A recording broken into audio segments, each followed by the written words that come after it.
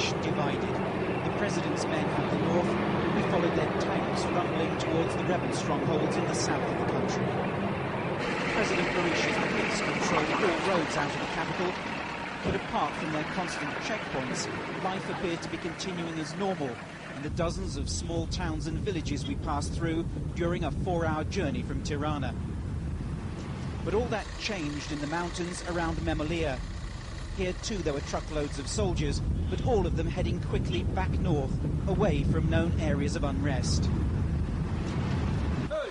Suddenly it was clear we had crossed an invisible boundary and entered the other Albania. We were greeted by gangs of armed men. Fatmir, a village leader, told me a people's army had risen and driven the government soldiers away from Tepelina.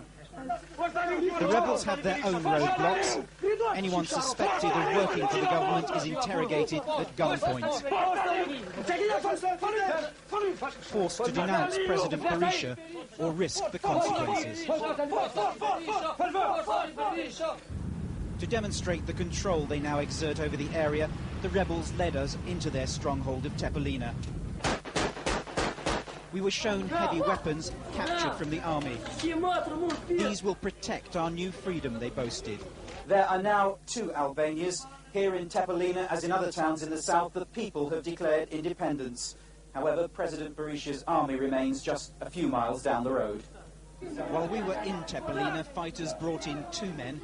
They claimed they were members of Shiku, the government's secret police who'd been trying to infiltrate their force. Everyone, it seems, is nervous, expecting a government counterattack, despite the president's assurances that he will not send in the army. This evening, these men were heading up into the mountains to reinforce the town's defences. All Davis News at 10, Tepelina, South Albania.